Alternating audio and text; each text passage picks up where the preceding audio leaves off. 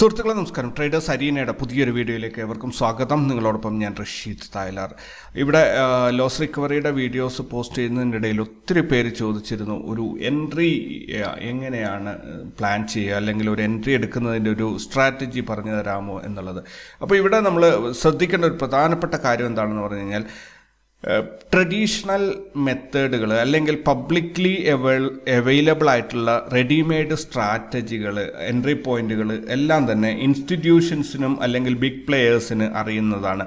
ഏതൊരു ആളും അല്ലെങ്കിൽ ഇൻസ്റ്റിറ്റ്യൂഷൻസും മാർക്കറ്റിൽ ഇറങ്ങുന്നത് പ്രോഫിറ്റ് ഉണ്ടാക്കാൻ വേണ്ടിയിട്ടാണ്. വളരെ ഈസി ആയിട്ട് നമ്മൾ ഈ പഴയ കാലത്ത് മൃഗങ്ങളെ വേട്ടയാടുമ്പോഴൊക്കെ കണ്ടിട്ടുണ്ടോ, നായാട്ടിന് പോകുന്നവർ, അവർക്കറിയാം മൃഗങ്ങൾ പോകുന്ന വഴി ഇതാണെന്ന്. അപ്പോൾ അവർ ആ വഴിയിൽ തന്നെ മരത്തിൻ്റെ മുകളിലൊക്കെ കയറി തോക്കുമായിട്ട് ഇരുന്നിട്ട് കറക്റ്റ് ആ പന്നി വേട്ടയാടാൻ പോകുന്നവരാണെങ്കിൽ അപ്പോൾ ആ പന്നികൾ പോകുന്ന ആ വഴിയിൽ കാത്തിരിക്കും, എന്നിട്ട് പോകുന്ന സമയത്ത് അതിനെ വെടിവെച്ച് കൊല്ലും. പക്ഷേ ഇവർക്ക് അങ്ങനെ ഒരു വഴി കൃത്യമായിട്ട് അറിയില്ലെങ്കിൽ ഇവർ കാട് മുഴുവനും നടക്കേണ്ടി വരുമല്ലോ ഒരു മൃഗങ്ങളെ പിടിക്കാൻ വേണ്ടിയിട്ട്. അതേപോലെ ഇൻസ്റ്റിറ്റ്യൂഷൻസ് വേട്ടക്കാരാണെങ്കിൽ നമ്മളാണ് അതിൻ്റെ ഇരകൾ. കാരണം റീറ്റെയിലേഴ്സ് ഓർഗനൈസ്ഡ് അല്ല, ഒരു പ്രത്യേക സ്ട്രാറ്റജിയിൽ പോകുന്നില്ല, പല സ്ട്രാറ്റജിയിൽ പല രീതിയിൽ പോകുന്നവരായതുകൊണ്ട് തന്നെ ഒരു എളുപ്പം അവരുടെ പണം കൈക്കലാക്കാൻ ഇൻസ്റ്റിറ്റ്യൂഷൻസിന് എളുപ്പത്തിൽ സാധിക്കുന്നുണ്ട്. അവർ റീറ്റെയിലേഴ്സിന് അതുകൊണ്ടാണ് ടാർഗറ്റ് ചെയ്യുന്നത്. അപ്പോൾ നമ്മൾ റെഡിമെയ്ഡ് സ്ട്രാറ്റജി, പബ്ലിക്കലി അവൈലബിൾ ആയിട്ടുള്ള റെഡിമെയ്ഡ് സ്ട്രാറ്റജി ഉപയോഗിക്കുമ്പോൾ സ്വാഭാവികമായിട്ടും ഇൻസ്റ്റിറ്റ്യൂഷൻസ് അതിൻ്റെ കൗണ്ടർ അറ്റാക്ക് റെഡിയാകും, അല്ലെങ്കിൽ അതിൻ്റെ ഒരു മറുവശം കണ്ട് അവിടെ ഒരു എങ്ങനെ ലാഭകരം, നമ്മൾ എടുക്കുന്ന എൻട്രി അവർക്ക് ഒരു പ്രോഫിറ്റ് ബുക്കിംഗ് ആക്കി മാറ്റാൻ പറ്റുന്നത് എങ്ങനെ എന്നുള്ള രീതിയിൽ സ്ട്രാറ്റജി ബിൽഡ് ചെയ്തിട്ട് അവർ നമുക്ക് അവിടെ പണി തരും. സ്വാഭാവികമായിട്ടും നമ്മൾ ഇപ്പോൾ പിവേർഡ്സിലാണ്, ട്രഡീഷണൽ പിവേർഡ്സ്, ഫിബിനാച്ചി, അങ്ങനെ ഏതിൽ തന്നെ എൻട്രി എടുത്താലും ചില സമയത്ത് എൻട്രി കറക്റ്റായിട്ട് നമ്മുടെ എല്ലാ എൻട്രി സെറ്റപ്പും കറക്റ്റാക്കി തരും. പക്ഷേ ഒരു മൊമെൻറ്റിൽ അത് ഇടിഞ്ഞു താഴെ പോയിട്ട് നമുക്ക് ലോസ് തരികയും ചെയ്യും. സോ നമ്മൾ കരുതും എന്ത് സംഭവിച്ചു, മാർക്കറ്റിൽ എന്തെങ്കിലും ന്യൂസ് ആയിരിക്കും, അങ്ങനെ ആയിരിക്കും, ഇങ്ങനെ ആയിരിക്കും, നമ്മൾ പലതും കരുതും. റിയാലിറ്റിയിൽ അവിടെ ഇൻസ്റ്റിറ്റ്യൂഷൻ പ്രോഫിറ്റ് ബുക്കിംഗ് നല്ല ഹ്യൂജ്, ഒരു സെർട്ടൻ പോയിന്റിൽ നല്ല ഹ്യൂജ് ഓർഡർ വന്ന് കിടക്കുന്ന കാണുമ്പോൾ അവരവിടെ പ്രോഫിറ്റ് ബുക്കിങ്ങിന് ശ്രമിക്കും. സോ അതാണ് സംഭവിക്കുന്നത്. അപ്പോൾ അങ്ങനെയുള്ള റെഡിമെയ്ഡ് സ്ട്രാറ്റജികളുടെ ട്രാപ്പിൽ നിന്ന് ഒഴിവാകാൻ വേണ്ടിയിട്ട് നമുക്കൊരു കസ്റ്റം മെയ്ഡ് സ്ട്രാറ്റജി വേണം. ഇപ്പോൾ എൻ്റെ വീഡിയോ കാണുന്നവരൊരു 500 മെമ്പേഴ്സ് അല്ലെങ്കിൽ 300-500 മെമ്പേഴ്സ് ആയിരിക്കും ഈ വീഡിയോ പരമാവധി കാണുന്നുണ്ടാവും. അപ്പോൾ അത്രയും പേർക്ക് മാത്രം ഉപയോഗിക്കാൻ പറ്റുന്ന രീതിയിൽ ഒരു അടിപൊളി സ്ട്രാറ്റജിയാണ് ഇവിടെ ഞാൻ നിങ്ങളുടെ മുന്നിൽ ഒരു യുണീക്കായിട്ടുള്ള, മറ്റുള്ള അധികം പേര് ഇപ്പോൾ പബ്ലിക്കലി മലയാള ഭാഷയിലായിരിക്കും ഇത് പരമാവധി കാണുന്ന, മറ്റ് ഭാഷകളിൽ കാണാനുള്ള സാധ്യതയില്ല. അതുകൊണ്ട് തന്നെ വലിയ വലിയ ബിഗ് പ്ലെയേഴ്സിൻ്റെ ട്രാപ്പിൽ പെടാതെ ഈ സ്ട്രാറ്റജി പ്രകാരം നിങ്ങൾക്ക് പോകാൻ സാധിക്കും. മറ്റൊരു സംഭവം എന്താണെന്ന് പറഞ്ഞാൽ, ഇത് ഒരു കോഡ് ചെയ്തിട്ട് ഒരു സ്ട്രാറ്റജി ആക്കി മാറ്റാനൊന്നും സാധിക്കാതെ അതായത് മാനുവൽ ട്രേഡ് ചെയ്യുന്നവർക്ക് മാത്രം ട്രേഡ് ചെയ്യാൻ സാധിക്കുന്ന രീതിയിലുള്ള ഒരു സ്ട്രാറ്റജിയാണ് ഇവിടെ ഞാൻ എക്സ്പ്ലെയിൻ ചെയ്യാൻ പോകുന്നത്. അപ്പോൾ ഇത് നമ്മുടെ ലോസ് റിക്കവറി പ്ലാനിൻ്റെ 14ാമത്തെ വീഡിയോയിൽ ഈ ഒരു കാര്യം പറയുമ്പോൾ ഇവിടെ നിങ്ങൾ ശ്രദ്ധിക്കേണ്ടത്, ഇതുവരെയും നമ്മൾ പറഞ്ഞു വന്ന എല്ലാ വിഷയങ്ങളും ഇവിടെ ബാധകമാണ്. അതിൽ പറഞ്ഞിരിക്കുന്ന എല്ലാ കണ്ടീഷൻസും നമ്മൾ മീറ്റ് ചെയ്യണം എന്നുള്ളത് നിർബന്ധമാണ്. അത് മീറ്റ് ചെയ്യാതെ വെറുതെ വായിൽ തോന്നിയതുപോലെ ഈ സ്ട്രാറ്റജിയിൽ ട്രേഡ് എടുത്താലും നിങ്ങൾക്ക് ലോസ് റിക്കവർ ചെയ്യാൻ പറ്റില്ല, ഫർദർ ലോസിലേക്ക് നിങ്ങൾ പോയിക്കൊണ്ടേയിരിക്കും. സോ ശ്രദ്ധിക്കേണ്ടത്, എവിടെ ആയിക്കഴിഞ്ഞാലും നിങ്ങളായിട്ട് തന്നെ ട്രേഡ് ചെയ്യണം. നിങ്ങൾക്ക് എത്രയാണ് ലോസ് പോകാൻ പറ്റുക, എത്രയാണ് പ്രോഫിറ്റ് വേണ്ടത് എന്നൊക്കെയുള്ള കാര്യങ്ങൾ മുൻകൂട്ടി തീരുമാനിച്ച് ബുക്കിൽ എഴുതി വെച്ച് കൃത്യമായ മണി മാനേജ്മെൻറ്റ് പോളിസിയിലൂടെ മാത്രം മുന്നോട്ട് പോവുക. അപ്പോൾ ഇന്നത്തെ ഈ ഒരു സ്ട്രാറ്റജി എന്താണ് എന്ന് നമുക്ക് നോക്കാം. അപ്പോൾ ഫസ്റ്റിൽ ഞാനിപ്പോൾ ട്രേഡ് ചെയ്യാൻ പോകുന്നത് ഈ ഒരു ദിവസം, ഇത് കഴിഞ്ഞതാണ്, ഓൾറെഡി കഴിഞ്ഞത് മാത്രമേ എനിക്ക് കാണിച്ചു തരാൻ പറ്റുള്ളൂ. കാരണം അതല്ലാതെ എൻ്റെ മുന്നിൽ ലൈവ് മാർക്കറ്റ് റെക്കോർഡ് ചെയ്യാൻ ഇപ്പോൾ ഞാനിത് ഹോളിഡേയ്സിലാണ് ട്യൂട്ടോറിയൽസ് റെക്കോർഡ് ചെയ്യാറുള്ളത്. സോ എൻ്റെ മുന്നിലൊരു അവസരമില്ല. സാധിക്കുന്നവർ, അത്രയും ബുദ്ധിശക്തിയുള്ളവർ, ഞാൻ ഈ പറയുന്ന കാര്യങ്ങൾ ഓഫ് മാർക്കറ്റിൽ അല്ലെങ്കിൽ അവധി ദിവസം ചാർട്ട് കാണിച്ച് ഞാൻ പറയുന്ന കാര്യങ്ങൾ നിങ്ങൾക്ക് മനസ്സിലാക്കിയെടുക്കാനുള്ള ഒരു ബുദ്ധിശക്തി ഉണ്ട് എന്ന ഒരു ബഹുമാനത്തോടു കൂടി തന്നെയാണ് ഞാനിത് അവതരിപ്പിക്കുന്നത്. ഇതൊരു ലൈവ് മാർക്കറ്റിൽ എങ്ങനെ ഇംപ്ലിമെൻറ്റ് ചെയ്യണമെന്ന് വളരെ എളുപ്പമാണ്, വലിയ കോംപ്ലിക്കേഷൻസ് ഒന്നും തന്നെ ഇല്ല. അപ്പം ഞാൻ ട്രേഡ് ചെയ്യാൻ പോകുന്നത് 24-ാം തീയതിയാണ് എന്ന് കരുതുക. 24-ാം തീയതി ഞാനിവിടെ ഒരു വെർട്ടിക്കൽ ലൈൻ ഇട്ട് വെച്ചേക്കാം. ഇവിടെ 9:20, ഞാൻ 5 മിനിറ്റ് ടൈം ഫ്രെയിമിൽ ഇത് ബാങ്ക് നിഫ്റ്റിയുടെ 48,900 എന്ന ഒരു സ്ട്രൈക്കാണ്. ആ സ്ട്രൈക്കിൻ്റെ ചാർട്ടാണ് ഞാനിപ്പോൾ എടുത്തിട്ടുള്ളത്. മാർക്കറ്റ് എങ്ങോട്ട് പോകുന്നു എന്നുള്ളത് കൺഫർമേഷൻ ആയതിനു ശേഷമാണ് ഞാൻ ഈ ഒരു സ്ട്രൈക്കിലേക്ക് കോൾ ഓപ്ഷൻ എടുക്കാൻ വേണ്ടിയിട്ട് അതിലേക്ക് വന്നിട്ടുള്ളത്. ഇപ്പം പുട്ടിൻ്റെ ആയാലും കോളിൻ്റെ ആയാലും ഈ രീതിയിൽ തന്നെയാണ് നമ്മൾ മുന്നോട്ട് പോകാൻ പോകുന്നത്. അതുകൊണ്ട് തന്നെ ഇത് ചാർട്ട് കോളാണോ പുട്ടാണോ എന്നതിന് ഇമ്പോർട്ടൻസ് ഇല്ല. ബാങ്ക് നിഫ്റ്റിയിൽ 48,900 കോൾ ഓപ്ഷൻ, അതിൻ്റെ ഒരു ചാർട്ടാണ് ഇപ്പം ഞാൻ നിങ്ങളുടെ മുന്നിൽ തുറന്നു വെച്ചിട്ടുള്ളത്. അപ്പോൾ ഈ സ്ട്രാറ്റജിയിൽ നമ്മൾ ചെയ്യേണ്ടത് എന്താണെന്ന് പറഞ്ഞാൽ, നമുക്ക് ഇന്നേ ദിവസം ഇത് ബ്ലാങ്ക് ആണ് എന്ന് കരുതുക, ഇവിടെയാണ് ട്രേഡ് ചെയ്യേണ്ടത്. നമ്മൾ അതിന് പ്രധാനമായിട്ടും ചെയ്യേണ്ട ഒരു കാര്യം എന്താണെന്ന് പറഞ്ഞാൽ, ഫസ്റ്റിൽ 5 മിനിറ്റ് ടൈം ഫ്രെയിമിലേക്ക് മാറ്റുക.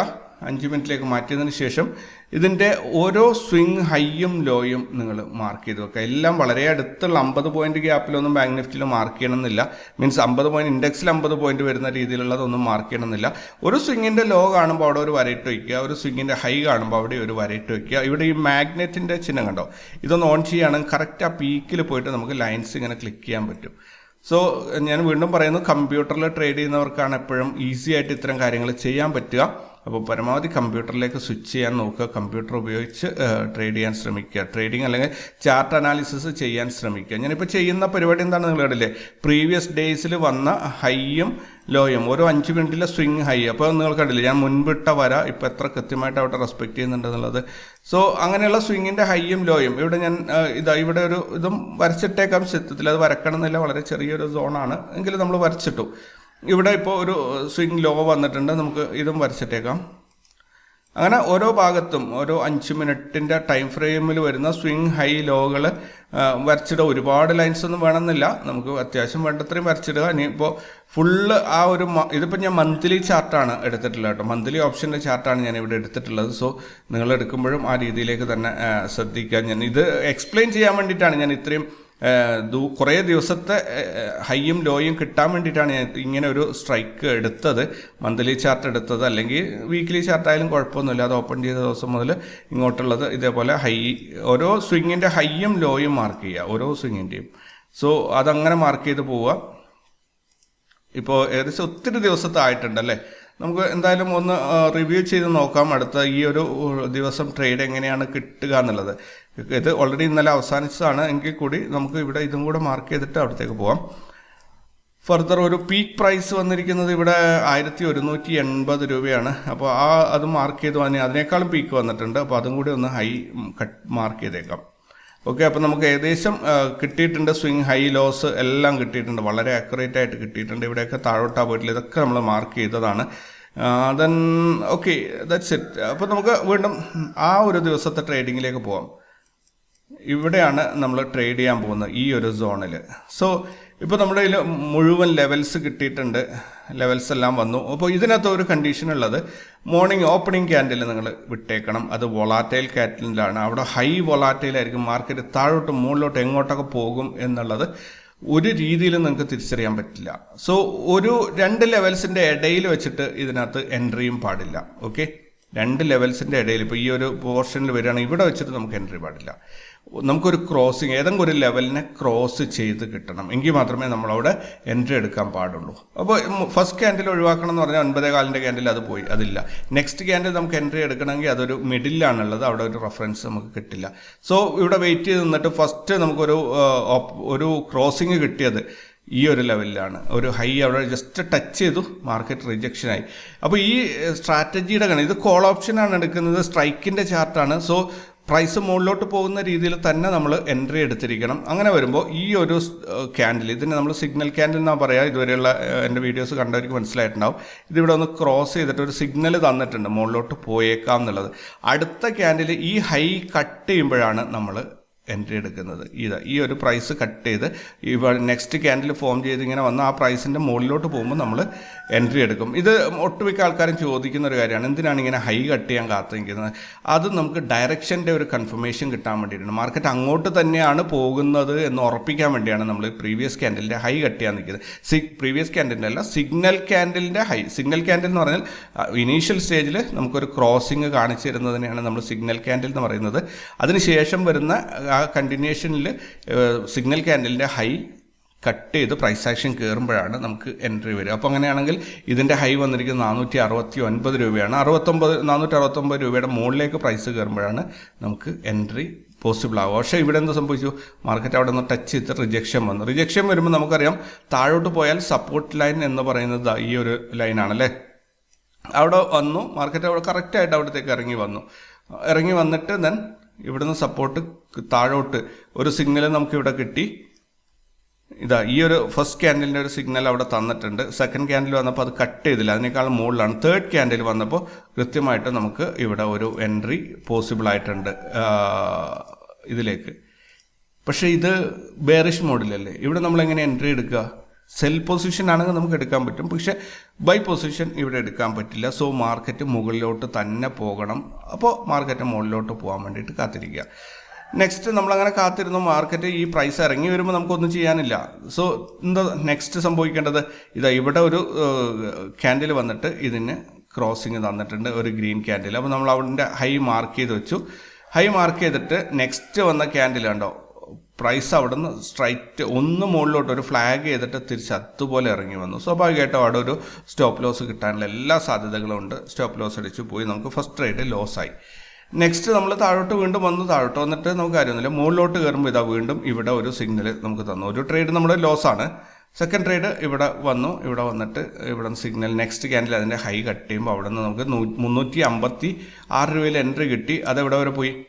390 രൂപ വരെ, 30 രൂപ പോയി. അത് അറ്റ്ലീസ്റ്റ് നമുക്ക് വേണമെങ്കിൽ അതും ലോസായിട്ട് തന്നെ കൺഫേം ചെയ്യാൻ പറ്റും. ഒരു ലോസ് ബുക്ക്, 2 ട്രേഡ് നമ്മൾ ഇവിടെ ലോസ് ബുക്ക് ചെയ്തു എന്ന് കരുതുക. നോർമലി ബാങ്ക് നിഫ്റ്റി ട്രേഡ് ചെയ്യുന്നവർക്ക് ഇപ്പോൾ 50,000-ലാണ് ഏകദേശം ഇൻഡെക്സ് ഉള്ളത്. 50 രൂപ സ്റ്റോപ്പ് ലോസ് വയ്ക്കുന്നുണ്ടെങ്കിൽ ഈ പറഞ്ഞ സ്ഥലത്ത് സ്റ്റോപ്പ് ലോസുകൾ കിട്ടാൻ ബുദ്ധിമുട്ടാണ്. ഇവിടെ നിന്ന് ഫസ്റ്റിൽ വന്നു, നമുക്ക് 356 രൂപയിൽ എൻട്രി കിട്ടി. അത് തിരിച്ച് ഇറങ്ങി വന്നു. സ്റ്റോപ്പ് ലോസ് അടിക്കണം 356 നിന്ന് 301 രൂപ വന്നിട്ടുണ്ട്. 50 രൂപ സ്റ്റോപ്പ് ലോസ് അത് ഹിറ്റ് ചെയ്തിട്ടുണ്ട്, കറക്റ്റാണ്. സെക്കൻഡ് എൻട്രി ഇവിടെ കിട്ടി. വീണ്ടും അഗെയിൻ 356 രൂപയിൽ ഇവിടെ നമുക്ക് എൻട്രി കിട്ടി. ഇവിടെ നിന്ന് എൻട്രി അത് 390 രൂപ വരെ പോയിട്ടുണ്ട്. Stop loss trailing method follow ചെയ്യുന്നവർക്കാണെങ്കിൽ 340 റുപ്പീസിലേക്ക് വരുമ്പോൾ അവിടെ സ്റ്റോപ്പ് ലോസ് കിട്ടിയിട്ടുണ്ട്. ഇനി അടുത്തത് ഇമ്മീഡിയറ്റ് ആയിട്ട് നമ്മൾ ഇവിടെ ഈ ഒരു സ്റ്റോപ്പ് ലോസ് ഹിറ്റായിട്ട് നെക്സ്റ്റ് നമുക്ക് ഇവിടെ ഒരു സിഗ്നൽ ക്യാൻഡിൽ വരുന്നുണ്ട്. അതിനുശേഷമുള്ള ക്യാൻഡിൽ അതിൻ്റെ ഹൈ കട്ട് ചെയ്യുന്നില്ല. ദെൻ ഇവിടെ പല സ്ഥലങ്ങളിൽ ഒരു കൺഫ്യൂസിംഗ് ആയിട്ടുള്ള സിഗ്നൽ വരുന്നുണ്ട്. ഇവിടെ നിങ്ങൾ ഒരു പ്രത്യേകം ശ്രദ്ധിക്കേണ്ടത് എന്താണെന്ന് പറഞ്ഞാൽ, ഇത് എല്ലാ ആൾക്കാരും സ്ട്രാറ്റജിയിൽ ട്രാപ്പായി പോകുന്ന ഒരു സ്ഥലമാണിത്. ഇപ്പോൾ ഈ ഒരു ക്യാൻഡിലാണ് നമുക്ക് സ്റ്റോപ്പ് അടിച്ചത് അല്ലേ. ഇവിടെ നമുക്ക് 300 രൂപയിൽ 306 രൂപയിൽ സ്റ്റോപ്പ് അടിച്ചു. സ്റ്റോപ്പ് അടിച്ച് ഇമ്മീഡിയറ്റ് ആയിട്ട് മുകളിലോട്ട് നോക്കുമ്പോൾ ഈ ക്യാൻഡിൽ വീണ്ടും മുകളിലോട്ട് കയറി പോകുന്നു. അപ്പോൾ നമ്മൾ കരുതും ഒയ്യോ ഇത് അടുത്ത എൻട്രി ആക്ടിവേഷൻ ആയി എന്നുള്ളത്. ഒരിക്കലും ആ എൻട്രിയിൽ പോയി ആക്ടിവേറ്റ് ചെയ്യരുത്. ആ എൻട്രി പോയിട്ട് എൻട്രി എടുക്കരുത്. ഒന്നുകിൽ ഈ നമുക്ക് സ്റ്റോപ്പ് ലോസ് അടിച്ച ക്യാൻഡിലിൻ്റെ ലോ കട്ട് ചെയ്തിട്ട് മാർക്കറ്റ് തിരിച്ച് കയറി വരണം. അല്ലെങ്കിൽ നമ്മൾക്ക് വന്ന പ്രൈസിൻ്റെ ഹൈ ഉണ്ടല്ലോ ഇവിടെ 390 രൂപ, ഈ പ്രൈസിൻ്റെ ഹൈ കട്ട് ചെയ്തിട്ട് തിരിച്ച് മുകളിലോട്ട് കയറണം. അവിടെ നമുക്കൊരു സേഫ് സോൺ ക്രിയേറ്റ് ചെയ്തല്ലേ. അതായത് ഒന്നുകിൽ ഇവിടെ നിന്ന് കട്ട് ചെയ്ത് മുകളിലോട്ട് പോകണം, അല്ലെങ്കിൽ ഈ ക്യാൻഡലിൻ്റെ ലോ കട്ട് ചെയ്ത് താഴോട്ട് വരണം. ഈ ഒരു സോണിനകത്ത് ഇനി നമുക്ക് എൻട്രി എടുക്കാൻ പറ്റില്ല. അപ്പോൾ നമ്മൾ കുറേയും കൂടെ സേഫായി ഫർദർ മുകളിലോട്ട് കൊണ്ടുപോകുക എന്നുള്ളത് ഭയങ്കര ബുദ്ധിമുട്ടാണ്. കാരണം ഇവിടെ നമ്മൾ ഇനി ട്രേഡ് എടുത്താൽ എന്ത് സംഭവിക്കുക? ഈ ക്യാൻഡലിൻ്റെ ലോ കട്ട് ചെയ്യുന്നതിന് ഈ ക്യാൻഡിൽ നമ്മൾ എൻട്രി എടുക്കും, അടുത്തതിൽ സ്റ്റോപ്പ് അടിക്കും, ഇതിൽ എൻട്രി എടുക്കും, ഇതിൽ സ്റ്റോപ്പ് അടിക്കും, ഇതിൽ എൻട്രി എടുക്കും, ഇതിൽ സ്റ്റോപ്പ് അടിക്കും. ഇതിങ്ങനെ പോയിക്കൊണ്ടേയിരിക്കും. അപ്പോൾ നമുക്ക് ട്രേഡ് ഒരു ഹ്യൂജ് ലോസിലേക്ക് കൊണ്ടുപോകും. എന്ത് തന്നെ ആയാലും കുറേ നേരം കഴിഞ്ഞിട്ട് നമുക്ക് ഇവിടെ ഈ ഒരു സ്വിങ്ങിൻ്റെ ലോ ഇവിടെ വന്ന് ഈ ഒരു ക്യാൻഡിലുണ്ടോ, ഞാൻ വേണമെങ്കിൽ അവിടെ ഒരു യെല്ലോ ലൈൻ ഇട്ട്, ഇതാണ് നമുക്ക് സ്റ്റോപ്പ് ലോസ് അടിച്ച ക്യാൻഡിലിൻ്റെ ലോ. അപ്പോൾ അതിനേക്കാളും താഴെ പ്രൈസ് ആക്ഷൻ വന്ന് തിരിച്ച് മുകളിലോട്ട് ഇവിടെ ഒരു സിഗ്നൽ ക്യാൻഡിൽ തന്നിട്ട് ഞാനിത് കളയാം. ഈ 12:05 വന്ന ക്യാൻഡിൽ ഇവിടെ ഒരു സിഗ്നൽ ക്യാൻഡിലായിട്ട് വർക്ക് ചെയ്യുന്നുണ്ട്. അപ്പോൾ നമുക്ക് പ്രൈസിൻ്റെ ലൈൻ എടുത്തിട്ട് താഴെ ഇതിലേക്ക് കൊണ്ടുവന്നിട്ടു. ഇപ്പോൾ എൻട്രി കിട്ടുന്നത് 347 രൂപയിലാണ്. 347 രൂപയിൽ 50 രൂപ സ്റ്റോപ്പ് ലോസ്, ഏകദേശം 297 രൂപയാണ് നമുക്ക് പ്രൈസ് കിട്ടുന്നത്. 297 രൂപ പ്രൈസ് അല്ല സ്റ്റോപ്പ് ലോസ് കിട്ടുന്നത്. അപ്പോൾ 297 രൂപയുടെ ഒരു സ്റ്റോപ്പ് ലോസ് ലൈൻ ഞാൻ ഇവിടെ റെഡ് കളറിൽ മാർക്ക് ചെയ്തിട്ടാണെങ്കിൽ 297 രൂപ 297 ആണ് ഇവിടെ നമുക്ക് വരുന്നത്. സോ ഇതാണ് നമ്മുടെ സ്റ്റോപ്പ് ലോസ് വരുന്നത് കേട്ടോ. 347 297 50 രൂപ സ്റ്റോപ്പ് ലോസ്. ഇനി ഇവിടെ നിന്ന് നമുക്ക് എൻട്രി ആക്ടിവേഷനായി പ്രൈസ് മുകളിലോട്ട് കയറി ഇവിടെ എത്ര രൂപ വരെ പോയി? 361 വരെ പോയി. അപ്പോൾ നമ്മൾക്ക് എത്ര രൂപയിൽ സ്റ്റോപ്പ് ലോസ് വരും? 311 രൂപയിലേക്ക് നമ്മുടെ സ്റ്റോപ്പ് ലോസ് വരും. 311 രൂപയിലേക്ക് സ്റ്റോപ്പ് ലോസ് ട്രെയിൽ ചെയ്ത് കൊണ്ടുവന്ന് വെച്ചു. 347 രൂപയിലാണ് എൻട്രി ഉള്ളത്. ഇപ്പോൾ ഇവിടെ നിന്ന് കയറി വീണ്ടും താഴോട്ട് വന്നു, ഫർദർ മുകളിലോട്ട് ഇങ്ങനെ പോയിട്ട് എവിടെ വരെ എത്തിയത്? ഈ ഒരു പ്രൈസ് എന്ന് പറയുന്നത് ഇതാ 417 രൂപ എത്തിയിട്ടുണ്ട്. 417 രൂപയാകുമ്പോൾ നിങ്ങളുടെ ടാർഗറ്റ് എത്രയാണ് എന്ന് ആദ്യം നോക്കുക. 1:1 ആണോ, അല്ലെങ്കിൽ 1% ലോസ് 1.5% പ്രോഫിറ്റ് എന്നാണോ, 1:1.5 ആണോ നിങ്ങളുടെ ടാർഗറ്റ് എന്ന് നോക്കുക. 347 രൂപയിൽ നിന്ന് 417 രൂപ എത്തുമ്പോഴത്തേനും ഏകദേശം 70 രൂപയുടെ ഒരു പ്രോഫിറ്റ് ഇവിടെ നിങ്ങൾക്ക് കൺഫേംഡ് ആണ്. 1:1.5 ആണെങ്കിൽ അത് ഓൾമോസ്റ്റ് എത്തിയിട്ടില്ല, പക്ഷെ അടുത്താണ്. ഇനി അതല്ല, നിങ്ങൾ റിസ്ക് റിവാർഡ് നോക്കാതെ സ്റ്റോപ്പ് ലോസ് ട്രെയിലിംഗ് മാത്രം കൊണ്ടുപോകുന്ന ഒരാളാണെങ്കിൽ സ്റ്റോപ്പ് ലോസ് ഇപ്പം 417 രൂപയിൽ നിൽക്കുമ്പോൾ നിങ്ങൾക്ക് 50 രൂപ താഴെ 367 രൂപയിൽ നിങ്ങൾക്ക് സ്റ്റോപ്പ് ലോസ് വരും. 367 റുപ്പീസിൽ. ഇതാ ഈ ക്യാൻഡിലാണ് നമുക്ക് ഹൈ കിട്ടിയത്.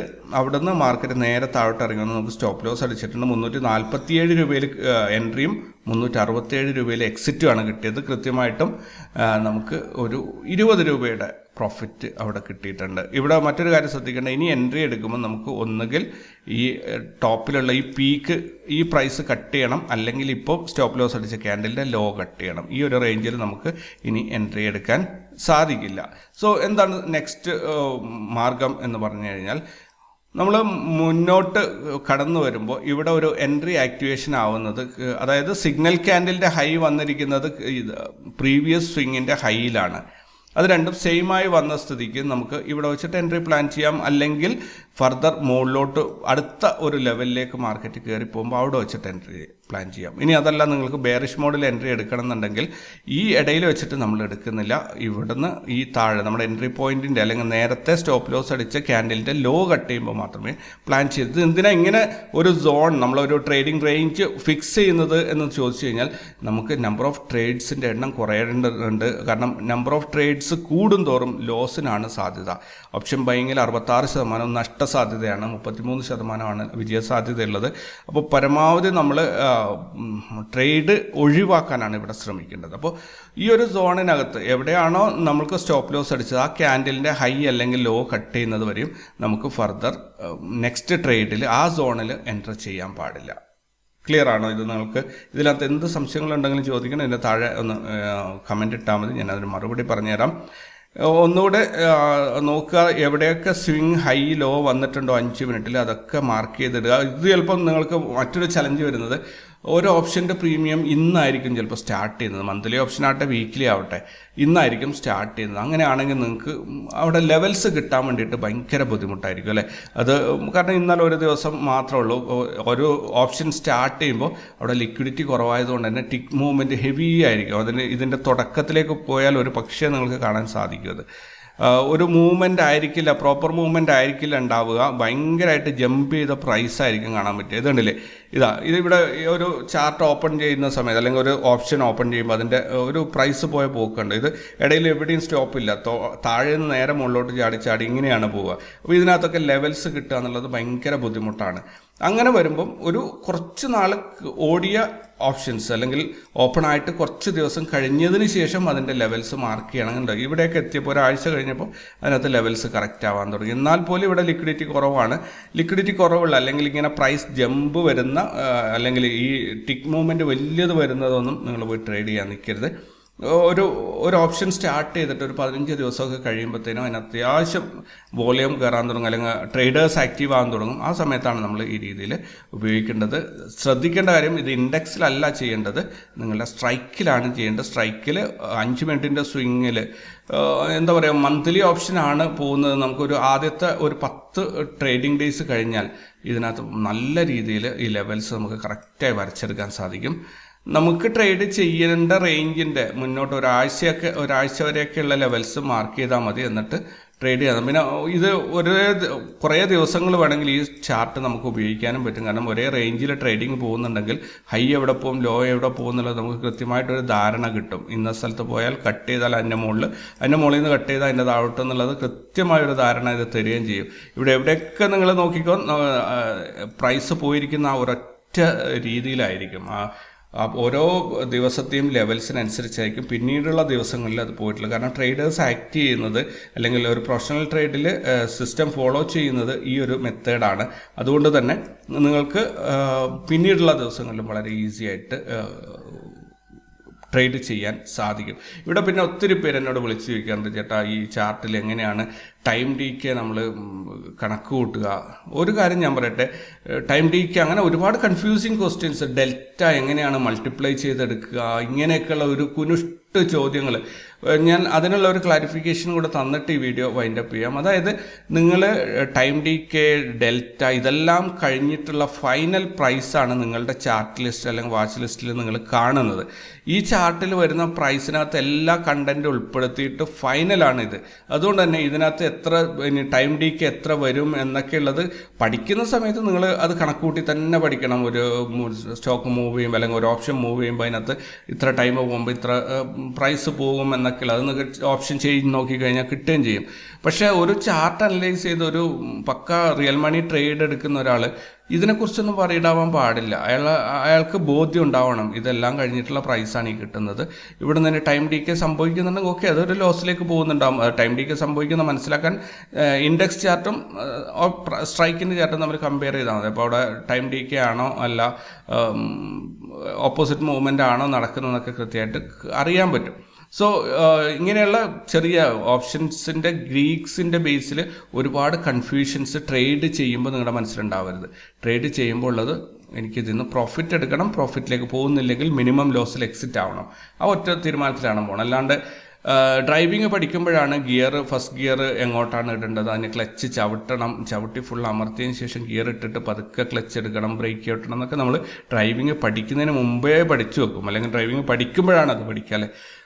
ഒരു 5-6 മാസം വണ്ടി ഓടിച്ചു കഴിഞ്ഞാൽ ഒരാളോട് ഇപ്പോൾ ക്ലച്ച് ചവിട്ടി അമർത്തി ഗിയർ ഇട്ട് ഈ സംഭവം അയാളുടെ മനസ്സിൽ പോലും ഓർമ്മയുണ്ടാവില്ല. കാരണം അയാൾക്കറിയാം ഓട്ടോമാറ്റിക്കായിട്ട് അയാളുടെ കാല് ക്ലച്ച് അമർത്തുകയും ചെയ്യും, കൈ പോയിട്ട് ഗിയർ ഇടും, അയാൾ വേറെ എന്തെങ്കിലും ചെയ്യുന്ന റോഡിലുള്ള സിഗ്നൽസ് നോക്കുന്നുണ്ടാവും. ഓരോ ശരീരത്തിലെ അവയവങ്ങളും അതിൻ്റേതായ ജോലികൾ ചെയ്യുന്നുണ്ടാവും അല്ലേ. അതേപോലെ ട്രേഡിങ്ങിൽ ഈ പറയുന്ന സംഭവങ്ങളെല്ലാം തന്നെ നിങ്ങളുടെ ബാക്ക് എൻഡിൽ മനസ്സിൽ അത് ഓടിക്കൊണ്ടിരിക്കണം. എന്നിട്ട് ട്രേഡിലായിരിക്കണം. ട്രേഡ് എന്ന് പറഞ്ഞാൽ പ്രോഫിറ്റ് ബുക്കിങ്ങിലായിരിക്കണം നിങ്ങളുടെ ഏറ്റവും കൂടുതൽ ശ്രദ്ധ ഉണ്ടായിരിക്കേണ്ടത്. ഓക്കെ, അപ്പോൾ ഇത്രയൊക്കെയാണ് ഈ ഒരു വീഡിയോയിൽ ഞാൻ പറഞ്ഞിട്ടുള്ളത്. ബാക്കി കാര്യങ്ങളെല്ലാം തന്നെ ഇതൊരു സിമ്പിൾ ബേസിക് യുണീക്ക് എൻട്രി സ്ട്രാറ്റജിയാണ്. കൂടുതൽ വിശേഷങ്ങളും വാർത്തകളൊക്കെ ആയിട്ട് നമുക്ക് മറ്റൊരു വീഡിയോയിൽ കണ്ടുമുട്ടാം. അതുവരേക്കും ടേക്ക് കെയർ ആൻഡ് ബൈ.